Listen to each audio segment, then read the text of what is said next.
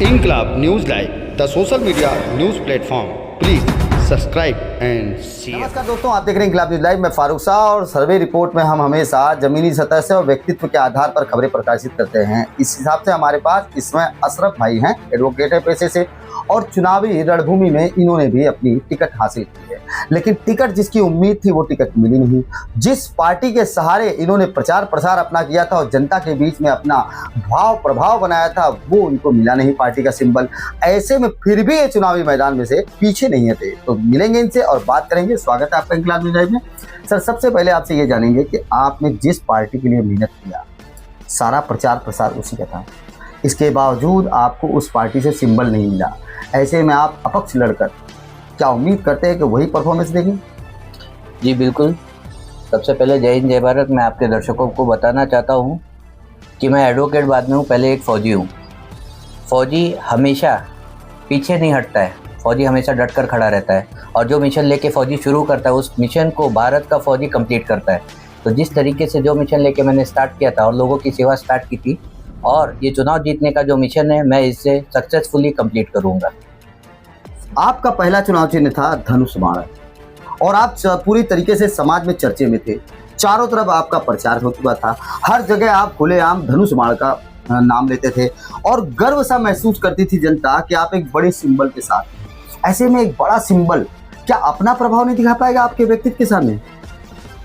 देखिए, सिंबल और व्यक्तित्व दोनों डिफरेंट चीज़ें हैं, और आज जनता जागरूक हो चुकी है। जनता ने सिंबल का साथ छोड़ दिया है। ये सिंबल ने कितनों के साथ घात किया है, ये आप खुद ही देख सकते हैं, और इसी का नतीजा है कि इतने सारे निर्दलीय फॉर्म भरे गए। और मुझे पूरा विश्वास है, जिस तरीके से हमारे भारत की फ़ौज ने कभी देश को हारने नहीं दिया, उसी तरीके से हमारे भारत देश की जनता एक फ़ौजी को कभी हारने नहीं देगी। एक बड़ा सवाल आ गया, और कि हमने आपको हमेशा प्रोग्राम में उस ऑफिस के पास देखा, उस नेता के साथ देखा जो आपके साथ क्षेत्रीय स्तर पर कदम से कदम मिलाकर दिखाई देता था।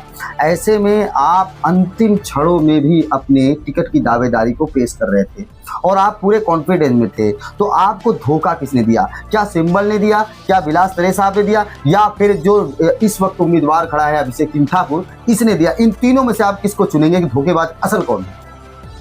देखिए, ये जो सिस्टम है मैं इसको चुनूंगा, क्योंकि सिस्टम को, पक्ष को, नेता को और हर इंसान को वो कैंडिडेट चाहिए जो कमर्शियल हो, जो सोशल हो। उसकी ज़रूरत इस पक्ष में नहीं है। मुझे ऐसा लगता है जो आदमी लोगों से कमर्शियल बेनिफिट्स लेके आ सकता है पक्ष के लिए और नेताओं के लिए, उसकी यहाँ पे पूछ है।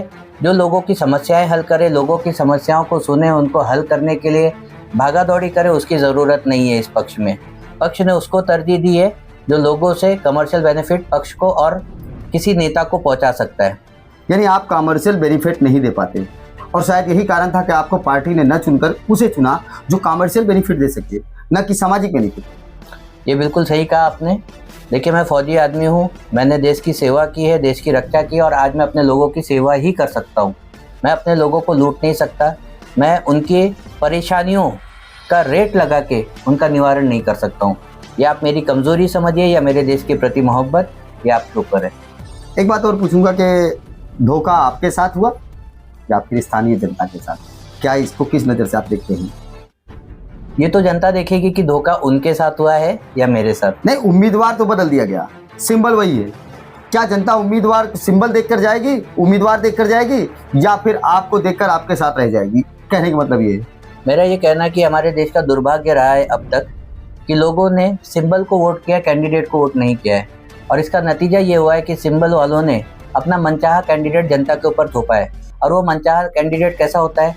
वो ऐसा होता है जो पैसे देके टिकट लेके आता है, और जो आदमी 10-20 लाख रुपए देके टिकट लाए और उसके बाद 50-60 लाख रुपए लगा के इलेक्शन लड़के जीतेगा, तो जीतने के बाद जो आदमी 1 करोड़ रुपए लगाया था, उसका परम धर्म क्या होगा? जो उसने लगाया उसको वापस लाना। और वो वापस कहाँ से लाएगा? सिर्फ और सिर्फ जनता को लूट के लाएगा। आपको क्या लगता है कि इस बार चुनाव में शिवसेना बढ़िया परफॉर्मेंस अब दिखा पाएगी, जैसा आपने उम्मीद किया था, जैसे जीत का दावा किया था? क्या दूसरा कैंडिडेट जो आया वाकई में वो परफॉर्मेंस दे पाएगा? ये तो जनता डिसाइड करेगी। एक तरफ जनता का नेता नहीं, बेटा है, जिसने हर माँ हर बहन का दुख सुना और उसको उस दुख का निवारण करने की पुरजोर कोशिश की, और दूसरी तरफ एक नेता है जिसको मिलने के लिए भी लोगों को 2-2 घंटा उसके ऑफिस के बाहर बैठना पड़ता है। मैं जानना चाहूँगा कि क्या आपकी योग्यता नहीं थी जिसको लेकर के बीजेपी पार्टी ने आपको सिंबल नहीं दिया, टिकट नहीं दिया, या फिर आप योग्य थे पर यहाँ पैसे के अभाव में या फिर पावर के दबाव में या फिर विश्वास था? सही सटीक जानकारी जनता तक पहुँचे कि आखिर आपके हटने का और आपको हटाने का रीज़न क्या था? क्या आपसे कुछ डिमांड की गई थी या आपके सामने कुछ शर्तें रखी गई थी या फिर आप योग्य नहीं थे? क्या बताएगा, रीज़न क्या बताएगा आपको? देखिए, जैसे मैंने आपको बताया, मेरी जो योग्यता थी वो सोशल थी और पक्ष को और जो नेता को योग्यता चाहिए थी वो कमर्शियल थी। तो अगर आप सोशली देखें तो मुझसे ज़्यादा योग्य कोई नहीं है, और अगर कमर्शियली देखें तो हो सकता है कि आप सही हो कि नेता की तरह आप भी सोच रहे हो कि शायद मैं योग्य हूँ। फिलहाल सर्वे रिपोर्ट में हम खुलकर सवाल करते हैं ताकि सामने जनता तक जवाब पहुंच सके, क्योंकि जनता बहुत कंफ्यूज रहती है, क्योंकि सिंबल जिसे मिलता है वो लोगों को अलग अलग बातें बताता है और जो सिंबल नहीं पाता है वो लोगों को अपने धोखे की बात बताता है। लेकिन जनता ये कंफ्यूज हो जाती है कि आजकल पैसे की लेन देन भी चलते हैं टिकट के लिए, आजकल पावर का दबाव भी चलता है टिकट के लिए, और आजकल धोखेबाजी भी चलती है। लेकिन आज इस वक्त एडवोकेट अशरफ जी इस वक्त चुनाव में खड़े हैं और उनका उम्मीद जनता से ये है कि जिस प्रकार से उन्होंने जनता की सेवा की है, आज उनके साथ जनता शामिल हो। मैं अंत में से ये जानना चाहूँगा कि आप अपने उन समर्थकों के साथ, जो लोग आपको मानते हैं, जानते हैं और शायद उन्हीं के दम पर आप चुनाव में आए हैं, मैदान लूट रहे हैं, चुनाव लड़ रहे हैं, क्या संदेश देंगे उन लोगों को जो लोग आपको नहीं चुन सकते, किसी और को चुनें? मैं उन लोगों को यही संदेश देना चाहूँगा कि देखिए, मैं एक भारतीय हूँ और सभी भारतीय मेरे भाई बहन हैं। ये मैंने बचपन से, मेरे स्कूल से लेके जिस भारतीय सेना में मैं काम करता आया हूँ, वहाँ पे भी मैंने वही प्रिंसिपल फॉलो किया और आज तक मैं उसी सिद्धांत पे चलता हूँ। आप सभी मेरे भाई बहन हैं और मैं आप लोगों से यही कहना चाहता हूँ कि आपके हाथ में है कि 15 तारीख को आप जाते हैं, तो अगर आप किसी पार्टी के मुरीद हैं तो आप जाइए, 3 वोट उस पार्टी को दीजिए, लेकिन जो चौथा वोट है 19 में मेरा नाम ढूंढिए, एडवोकेट मोहम्मद अशरफ खान, और मेरा जो भी चुनावी सिंबल होगा उस सिंबल का बटन दबाइए, मुझे वोट करके जिताइए, और तब आपको पता चलेगा कि एक ईमानदार नगर सेवक आपकी ज़िंदगी में कितना डिफरेंस ला सकता है। फिलहाल दोस्तों, सिटी सर्वे की रिपोर्ट में मैं बार बार हर खबरों में बताता हूं, ये चुनाव नगर सेवकी का है, ये विधायकी और सांसदी का नहीं। सांसद और विधायक के चुनाव में अगर आप व्यक्ति को नहीं पहचानते, जानते, तो भी एजेंट द्वारा आपको पहचान बताई जाती है। बिना देखे, बिना जाने, बिना समझे आप वोट कर देते हैं, वहां आपका चल जाता है। लेकिन अगर नगर सेवक की बात की जाए तो वो आपके बीच का होना चाहिए, आपके नज़दीक का होना चाहिए और आपके पास का होना चाहिए, और ऐसा होना चाहिए जो आपके एक आवाज़ पे आपके साथ खड़ा हो। आप देख रहे हैं इंकलाब न्यूज़ लाइव, मैं फारूक। अगली खबर प्राप्त करने के लिए चैनल को सब्सक्राइब करें, लाइक करें और शेयर करें और सपोर्ट करें निःशुल्क पत्रकारिता का। जय हिंद, जय महाराष्ट्र।